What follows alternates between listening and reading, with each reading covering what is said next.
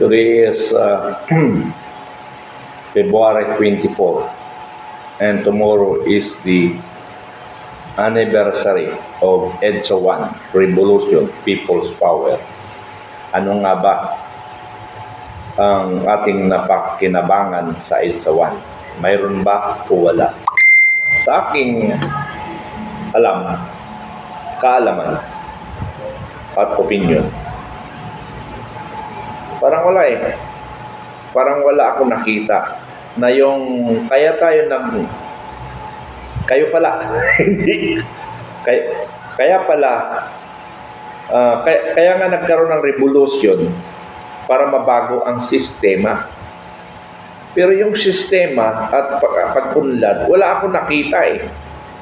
Normally lang naman yung ang bansa ay hindi man naghirap or umaangat, pero hindi mo nga naramdaman, parang lalong naghirap. Pero sa mga hindi nakakaintindi, kasi pag inobserbahan mo, halos lahat ngayon may sasakyan eh. Yung ba yung naghihirap? Ikumpara ko na lang sa sarili ko para may basihan ako. Nung ako'y private, ni bisikleta hindi ako makabili. Yung staff sergeant nga matuwa na tayo pag nakakita tayo ng may bisikleta. Ngayon halos lahat ngayon may motor eh. At may sasakyan. So ito ba yung naghihirap? Yung private nga ngayon eh. Alam mo kung ano yung private? Bumaba sa Ford Raptor. Anak ng tupak, PHC ang bumaba. Sa panahon namin, pag bumaba ganon, hiniral. At noon, kernel lang nakita ko may kotse sa amin. Ngayon, second lieutenant, dalawa na sasakyan eh. Pero hindi yun ang basihan natin. Pero yun ang nakikita natin na ito ba sabi natin na naghihirap? Pero pag in general, pagkalatan, marami pa rin naghihirap na Pilipino. Ganun pa rin. Kaya tayo nag-EDSA 1, nag-revolution, people's power. Yun ang purpose natin. Or, nadala lang tayo sa emotion, nadala tayo sa magagandang salita ng mga partido komunista. Partido komunista na naman. Actually, komunista ang nagpabagsak ng yung EDSA 1 na yan, komunista. Agitated by communists. Sino ba utak niyan? Di ba si Senador Benigno Aquino Jr.? Siya na yan lahat ang may plano mga ganon.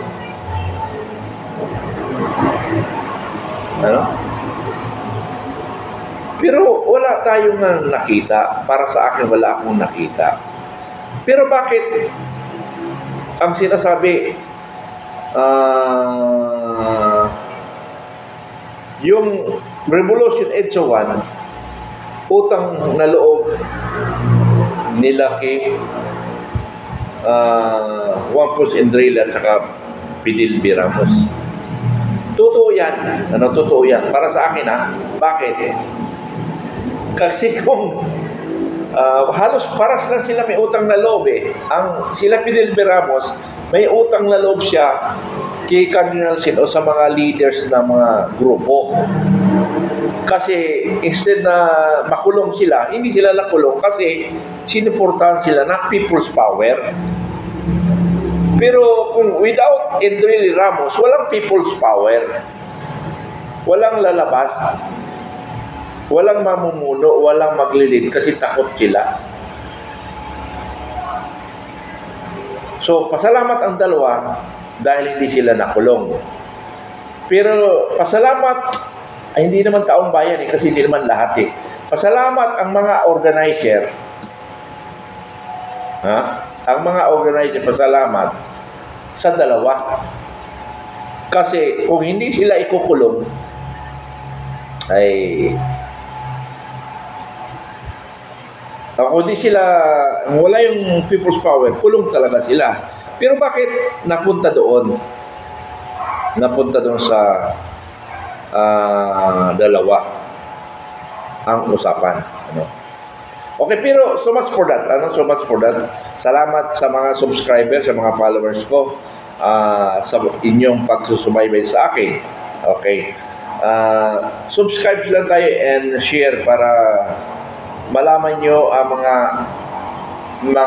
maling ginagawa sa gobyerno at saka yung mga nakaraan. Kasi mga ngayon,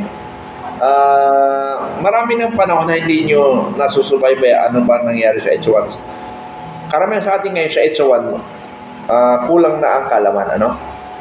So, bakit nga yung dalawa nagkaganon?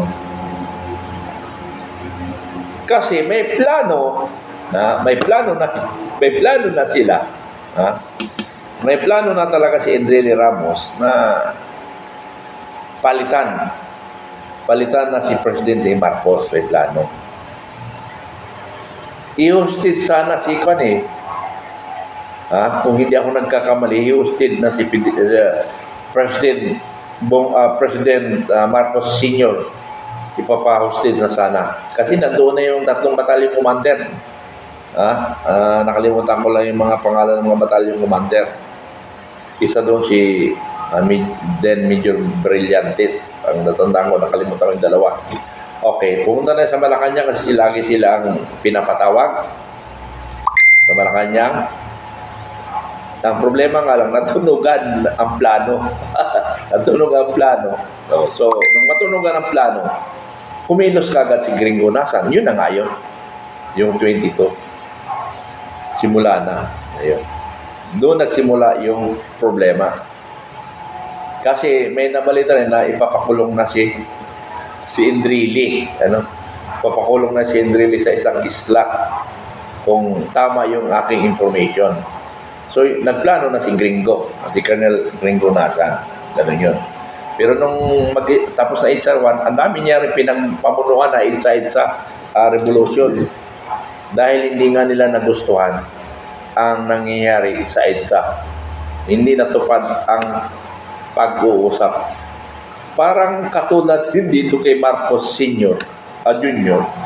Yung mga before the election, hindi rin natupad. Kaya nagkagulo pa. Dahil doon sa senior, taga Leyte daw yung may gawa. Ngayon naman, taga Samba Sico, Iloilo, Negros, Samba doon. Yun na naman ang sumisira sa Marcos. Kung hindi ako nagkakamali.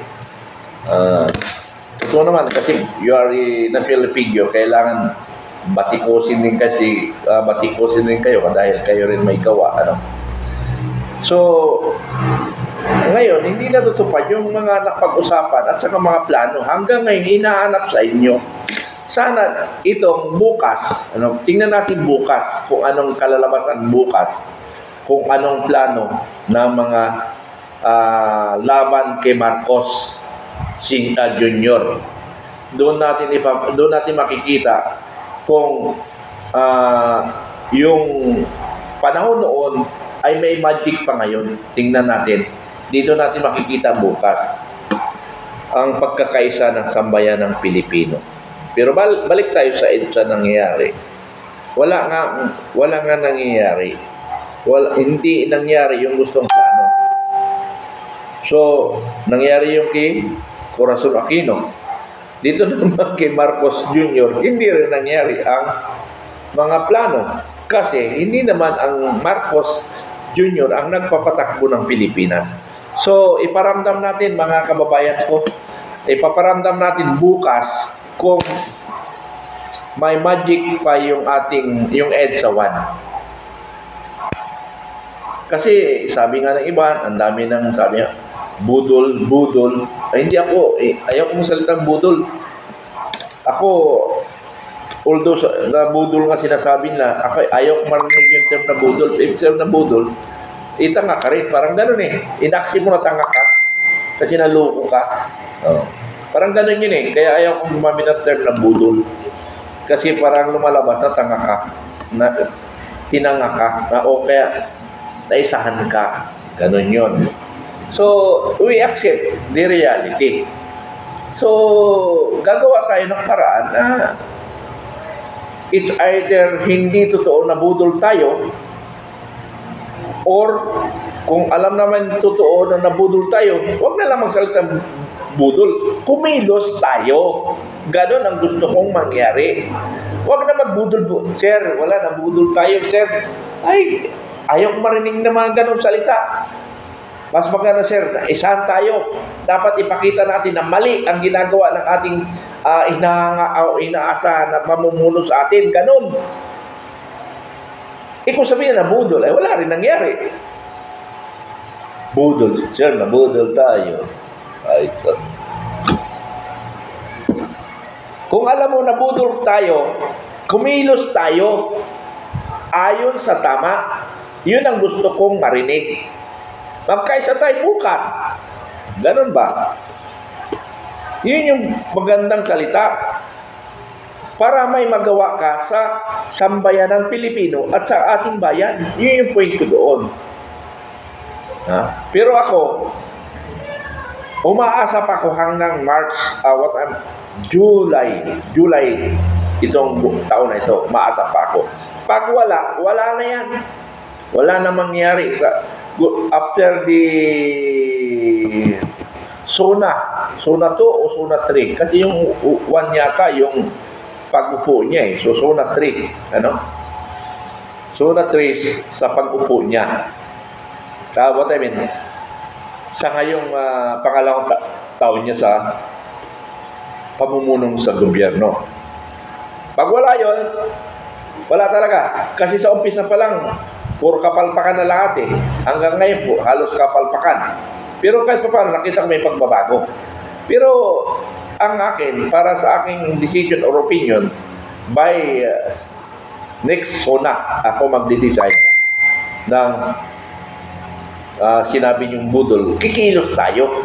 Huwag na yung puro budol. Walang magawa yung budol-budol na yan. Kumilos tayo. So much for that. Ganon gagawin natin. Followers and nagsusubaybay sa akin para kumilos tayo. Yung Vanguard of Democracy, ituloy natin yan kasi we are registered. Ngayon, kung walang dumating, ay gumawa tayo ng paraan. Anyway, ako gumagawa ko ng sariling paraan dito sa mga lokal. Kasi ako national leader, sa mga lokal, tinutulungan ko. Isang nakikita ko dito, yung mga inaapi, yung mga inaagawan ng lupa. Yun ang nakita ko na magiging advocacy ako. Yung inaagawan ng lupa na matagal silang nakatira, pero base sa batas natin, pag matagal ka na dyan, sa iyo niyan. Ngayon, kung may titulo na legit na titulo, hindi ako makikipag-argumento. Hindi ako magsusolsoldo sa mga community na itong dokumento to, matagal na lang hawak dokumento, hindi lang ginamit nila.